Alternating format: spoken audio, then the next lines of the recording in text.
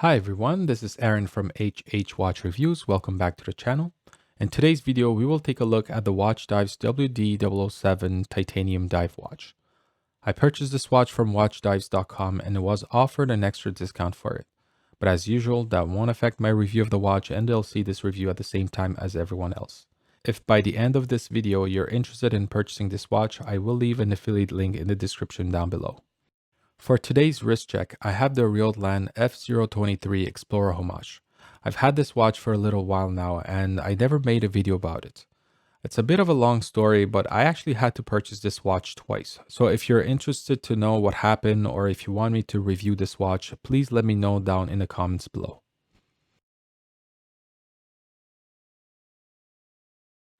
Let's look at the dimensions and specifications of the WD007. The case measures 42 millimeters. It has a lug-to-lug distance of 49 millimeters. The thickness, including the domed sapphire crystal, is 14 millimeters. The lug width is 20 millimeters. The crown measures 6.4 millimeters, and the second crown at the 10, which has an inverse cupcake shape, measures 5.8 millimeters at its base. The watch runs on the Seiko NH35 automatic movement. It has 41 hours of power reserve, beats at 21,600 vibrations per hour. It hacks and hand winds. The watch head is made out of grade 2 titanium. It has an anti-fingerprint and a hardened coating. The bracelet, on the other hand, is made out of 316L steel. The sign crown screws in and allows this watch to have 100 meters of water resistance. Watchdives does mention on their website that the watch is designed for 200 meters, but is only tested for 100 meters. This is the third watch I'm reviewing on the channel with the twisted lug design. The Watchdives WD1967 was the first one, then I reviewed their collaboration with San Martin, reference SN0113W, and now this one. All three look similar until you actually compare them side by side. Each one of them have a little bit of a different twisted lug design. The WD1967 has a broader polished surface that goes across the side of the case. The SN0113W has a slightly slimmer lug design, and this WD007 has a bit of a wider design at the tip of the lugs. Overall, the execution of the twisted lugs is very well done on this watch. It's just not as apparent as the other two watches. That's due to the fact that this watch doesn't have any polished surfaces. It almost looks like a sandblasted finish. The titanium also gives it a darker tone, which in my opinion looks very good with this black and white theme. But that also means that sometimes, depending on the lighting condition, the lugs just look like normal lugs with a single top surface. Otherwise, I really like the darker look of the case and how the shadows play with the twisted lugs. All the lines look crisp and the finishing is consistent throughout the entire case. Even though this watch has a 49mm length, I think that it wears really well on my 7-inch wrist. This is in part thanks to the way the lugs turn down and the fact that the bracelet doesn't have end links. The bracelet drapes down flush with the lugs and doesn't extend the length of the watch. While we are looking at the profile of the watch, let's talk about the thickness. 14mm is pretty thick on paper, but it doesn't look that thick on wrist. The watch head has three distinct sections: the bezel, the mid case, and the case back. The case back alone measures about 2mm in thickness. This is not visible when wearing the watch. The domed crystal also adds about 1.7mm, which again isn't visible when wearing the watch. So that leaves us with about 10.3mm for the mid case and the bezel. That's actually how thick the watch looks on the wrist. And since this watch has a diameter of 42mm, it covers a wider area on the wrist, and that also adds to the illusion of it being thinner than it is. Let's flip the watch and take a look at the case back. As you can see, it is completely free of any text. It has a design that I think mimics the scalloped bezel. It is also made out of grade 2 titanium, which is great. What's not great though is how sharp the edges are. Both the outer edge of the case back and the inner edges of this circle right here are very sharp. Watchdives should definitely file these areas a bit more in my opinion. And while they're at it, file the bottom edges of the case too. They're not as sharp as the case back, but it's still there. And I think that a watch needs to feel smooth to the touch. Feeling a sharp edge on anything just feels a bit cheap. 2 years ago, I had an Omega Seamaster 300M in my collection. It was their latest 42mm version in blue. I always wanted a Seamaster 300 in my collection, but for a few different reasons, I decided not to keep that one. One of the things I hated about that watch was the scalloped bezel. I think that it looks very nice and fits the design of the Seamaster 300M, but I am someone who uses the bezel on my watches to time stuff, and sometimes I just enjoy turning it like a fidget spinner, so that scallop design on the bezel made it very hard to grip and spin it. I could never get a proper grip, and I had to put pressure on the bezel so that I had a strong enough hold on it. Anyways, it wasn't a great experience. So now that you know that I don't like the scallop bezel, what do I think of the bezel on this watch? Well, it's worse. I didn't think I would ever hold a watch with a worse bezel than the Seamaster, but here we are. I'm going to show you a full rotation of the bezel, and I want to apologize in advance because this is going to be long, and I want you to know that I'm not exaggerating here.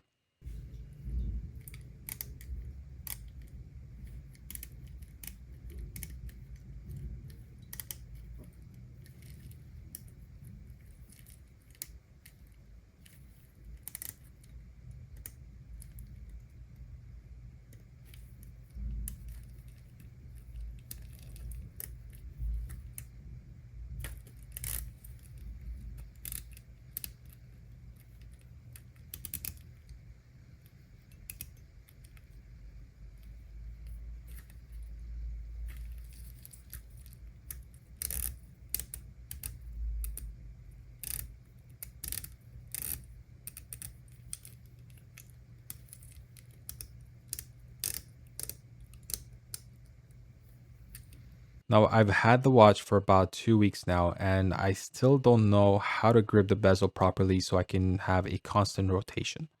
Sometimes I get it to rotate 5 to 10 clicks, and sometimes I struggle to even turn it by 1 click.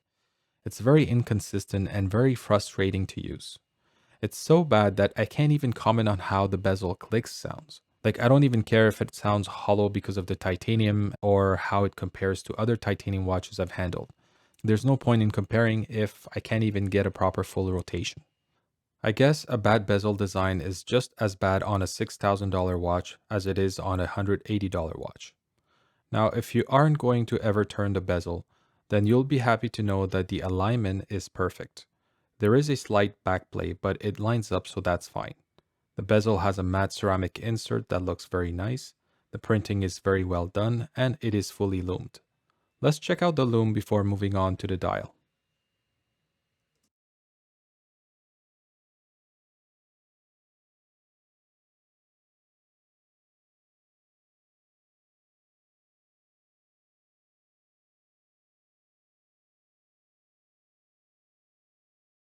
This watch is available in two different configurations. Well, actually, it's three. There are two versions of the black dial, a no date version and one with a date at 6. And then there is this white dial that I went for that is only available with a date at 6. I went for this one because it was the colorway that I wanted if I didn't find the blue dial Seamaster 300M. I really like the combination of the black bezel and the black border around the markers and the hands over the white dial. I like the little pop of red on the tip of the second hand and the water resistant text on the dial. Plus, some of you already know this, I'm not a big fan of the cream colored loom on the hands and markers of the black dial. Even if it is true to the original watch, it is a homage to. So I wasn't going to get that one. Now, if you've ever seen a white Seamaster 300M, then you can tell that this watch looks very similar. The layout on the dial is exactly the same. We have a double baton marker at 12, a single baton marker at the 3 and 9, and a small marker under the date at 6. The rest of the markers are round shaped. Like I mentioned before, the markers have a black border around them, which is a nice contrast to the white dial. The same treatment is given to the skeleton hands, which are all black except for the areas filled with loom and the tip of the second hand. The legibility on this watch is very good. You already saw the loom shot, so this watch has BGW9 loom on the hands, markers, and on the bezel insert. During the day, the loom does have a light green tint to it, but it's not too visible. Most of the time, it just looks white. The printing on the dial is all in black except for the water resistance text. So there is that minute tracker on the dial, the Watchdives logo at the 12, and the word automatic at 6, all printed in black. The printing looks clean, and I didn't notice any misprints or imperfections anywhere on the dial. Watchdives first released the black dial of this watch, and I was disappointed to see that the black dial didn't have the wave pattern. So when they announced the white version with the wave pattern, I knew I had to get it. This pattern is part of the Seamaster design in my opinion, and I'm glad it's here. It's actually carved on the dial and not just printed. This adds an extra dimension to the dial, which at some angles it is barely visible, and then you move the watch just a bit and the pattern emerges from the dial. It looks very nice in person. So overall, I'm a big fan of this dial.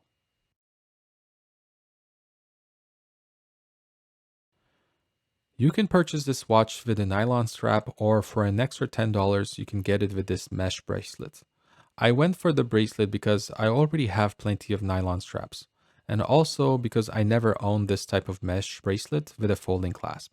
So the bracelet starts at 20 millimeters at the lugs and tapers to about 17.5 millimeters at the clasp. The clasp when closed is about 27.3 millimeters at its widest point and about 10.3 millimeter thick. Like I mentioned before, the bracelet is made out of 316L steel. So Watchdives did a great job matching the finish and color tone to match the darker titanium tone of the case. It is my first time wearing this type of bracelet and I find it comfortable on the wrist. I'm just not too sure about the thickness of the clasp when closed. It is basically the same thickness as the case if we remove the crystal and case back.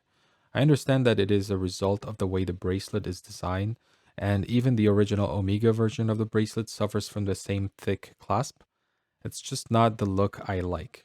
At least it doesn't affect the way it wears on the wrist or the comfort. So the mesh bracelet design looks good on this watch. It's just not a design that I like.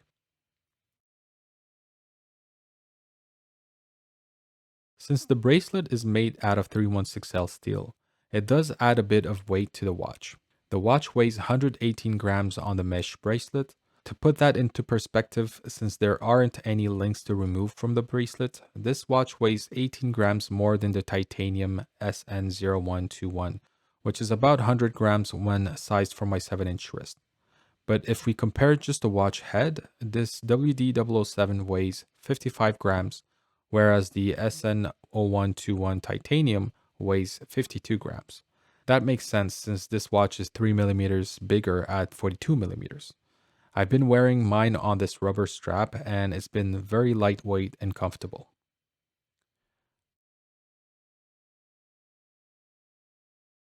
So to wrap up this review, what do I think of this watch? Well, first, let me mention the positives. This is a great first attempt at making a very close homage to the Seamaster 300M. I think it was very smart to make them in the two most popular variations of the original watch. Making it in titanium was also a good move since titanium is very popular at the moment. Also, it is a bigger watch, and by making it in titanium, you're cutting on the weight, which increases the comfort on the wrist. The mesh bracelet is a better looking bracelet than the non-tapering bracelet of the Seamaster 300M, so I'm glad they didn't go with that type of bracelet. Now, let's list the improvements they can bring to this watch. The first thing that needs to be addressed and made better is the bezel. Give us a bezel we can actually turn and use. Watchdives needs to rethink the design of the bezel or try to find a way to increase the grip on it. Then soften the edges of the case back and the bottom edges of the case. Make it so that when I'm handling the watch, I don't feel any sharp edges anywhere. Lastly, and this is more of a wish list, but I'd love to see a titanium bracelet. It doesn't have to be this mesh bracelet or even a bracelet that looks like the original Seamaster one. I want one that tapers to 16 millimeters with a slim clasp. Also, I think that the markers need to be a bit bigger. I find that the dial has too much empty space, so making the markers a bit bigger will fill that space and also look more proportional to the dial size. And finally, make it available in more color options. Don't just copy the Seamaster color variations. Give us a yellow dial, an orange, or even a purple one. Here's a quick mock-up I made just to get you started. So to finish up this review, I think this watch needs a version 2. As of right now, I can recommend this watch mainly because of the non-functional bezel. The rest I can live with, but a bezel that doesn't turn on a dive watch is a no-go for me. So what do you guys think of this watch? Are the good looks enough for you to pull the trigger and purchase it? Let me know in the comments down below. Share some suggestions and improvements that you'd like to see for version 2. Maybe Watchdives will read the comments and take some notes. As usual, if you enjoyed this video, please like it and share it with a friend or two. And if you want to see more watch content, please subscribe to the channel and click on that notification bell to be notified when I upload new videos. As always, thank you for watching and I'll talk to you on the next one.